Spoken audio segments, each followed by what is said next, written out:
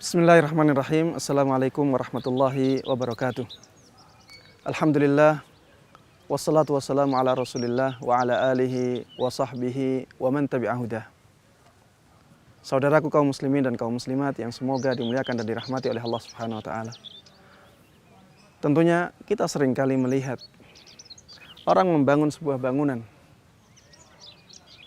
Ketika dia membangun dan perencanaannya adalah bangunan yang satu lantai, maka dia akan memperhitungkan pondasi yang bisa menjadi tumpuan dari bangunan tersebut. Pondasinya tidak terlalu dalam.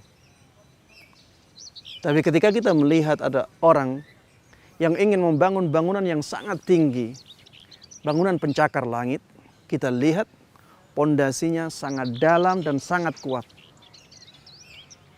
Dari sini kita bisa mengambil pelajaran akan pentingnya akidah dalam kehidupan kita. Akidah adalah pondasi bangunan agama kita. Agama kita ini syariat. Ya, ada banyak amalan yang membangunnya. Maka kita butuh pondasi yang kuat. Kita butuh akidah yang kuat apabila kita ingin bangunan syariat kita kuat. Apabila kita ingin bisa dengan mudah mengamalkan syariat Islam, yang kita dapatkan kita amalkan, yang kita dapatkan kita amalkan, yang kita dapatkan walaupun sedikit kita amalkan langsung. Apabila kita ingin seperti ini, dan ini kebaikan yang sangat besar dalam kehidupan kita, maka kuatkanlah akidah Anda. Pelajari akidah. Pelajari tentang keimanan. Keimanan kepada Allah, keimanan kepada kitabnya, keimanan kepada para malaikatnya, keimanan kepada para rasulnya, keimanan kepada hari akhir, keimanan kepada takdir. Takdir yang baik, takdir yang buruk. Pelajari hal itu. Pelajari tentang tauhid, tauhid uluhiyah, tauhid rububiyah, tauhid asma wa sifat. Ya. Pelajari tentang hal-hal yang gaib. Ya.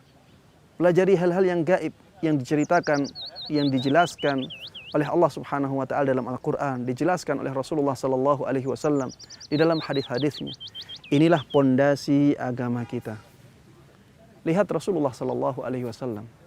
Selama 13 tahun beliau membangun akidah para sahabat ketika di Makkah.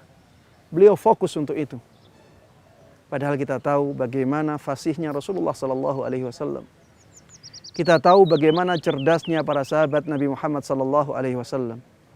Tapi beliau menjelaskan tentang akidah ini sampai 13 tahun. Ustadz-ustadz kita tidak sefasih Rasulullah sallallahu alaihi wasallam. Dan kita pun tidak secerdas para sahabat Nabi Muhammad sallallahu alaihi wasallam. Tentunya kita butuh waktu yang lebih panjang untuk mempelajari akidah tersebut. Ketika akidah seseorang sudah tersentuh dan tergarap dengan baik, maka orang tersebut akan sangat ringan dan sangat mudah untuk mengamalkan syariat Islam. Syariat Islam akan sangat ringan, sebagaimana pondasi yang sangat kuat tersebut. Akan sangat mampu untuk menopang bangunan-bangunan yang ada di atasnya. Begitu pula kita, ya, bangunan agama kita juga demikian. Apabila pondasi akidahnya sudah tergarap dengan baik, maka syariat-syariat Islam akan sangat ringan, sangat mudah untuk kita lakukan. Inilah mengapa, ya, dalam kehidupan nyata kita sering melihat ada orang yang sudah belajar agama sampai bertahun-tahun, tapi ternyata apa? Tidak terlihat pengaruh agama dalam kehidupan dia. Ada orang yang lulusan sekolah agama. Lulusan sekolah agama, bertahun-tahun dia sekolah di sana. Lulus jadi pejabat korupsi. Ada. Kenapa demikian? Karena akidah belum tertancap dengan kuat di hatinya. Dia tidak terlihat adanya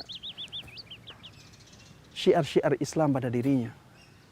Tidak terlihat dia berjenggot, tetap isbal, padahal Rasulullah sallallahu alaihi wasallam mengatakan bahwa semua pakaian yang berada di bawah mata kakinya nantinya di neraka. Rasulullah sallallahu alaihi wasallam sudah mengatakan demikian, tapi tidak dia lakukan. Kenapa demikian? Karena dia malu misalnya.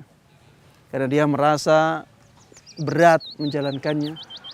Kenapa? Karena dia tidak pede dengan hal itu. Kenapa dia demikian? Karena akidahnya masih lemah. Ada orang-orang yang lulusan sekolah-sekolah agama, tapi ternyata setelah lulus ngamen.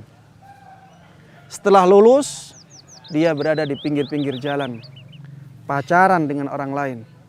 Setelah lulus dia melakukan kemaksiatan-kemaksiatan, berzina, mabuk-mabukan. Ada yang demikian. Atau minimal tidak terlihat syiar-syiar Islam pada dirinya. Banyak. Kenapa demikian? Karena akidahnya tidak tergarap dengan baik. Coba lihat sisi lain. Sisi lain dari keadaan ini. Ada orang-orang yang baru belajar 1 bulan. Baru belajar 1 bulan. Tapi ketika itu akidahnya sudah kuat. Dia benar-benar memperhatikan akidahnya. 1 bulan belajar, kemudian akidahnya kuat dan mendapatkan pelajaran-pelajaran syariat Islam. Mendapatkan amalan-amalan syariat Islam, dia amalkan. Dia tampakkan dalam diri dia. Dan dia tidak malu. Dia pede. Dan dia merasa ringan menjalankannya. Dia tidak peduli dengan omongan orang lain. Kenapa? Karena akidah dia sudah kuat. Karena akidah dia sudah tergarap dengan baik, menancap di hatinya. Maka dia merasa ringan menjalankan syariat-syariat Islam. Dia merasa itulah kemuliaan. Dia merasa itulah yang menjadi sarana dia untuk mendapatkan kemuliaan di akhirat nanti.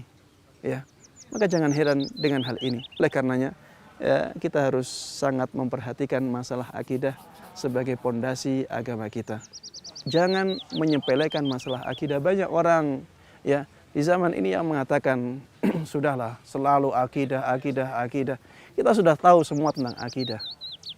Tidak demikian. Wahai saudaraku, wahai saudariku seiman. Akidah ini ilmu yang sangat luas, ya. Dan akidah ini perlu untuk kita perbarui terus-menerus, ya. Kita perlu belajar akidah agar kita memang benar-benar ya kuat pondasi agamanya. Dan tidak mengapa kita mengulang-ulang kitab akidah. Banyak sekali ulama-ulama yang mengajar. Ini bukan belajar ya, mengajar kitab akidah sampai 30 kali, sampai 50 kali, sampai 90 kali. Kenapa diulang-ulang demikian? Untuk menguatkan pondasi akidah ini ya.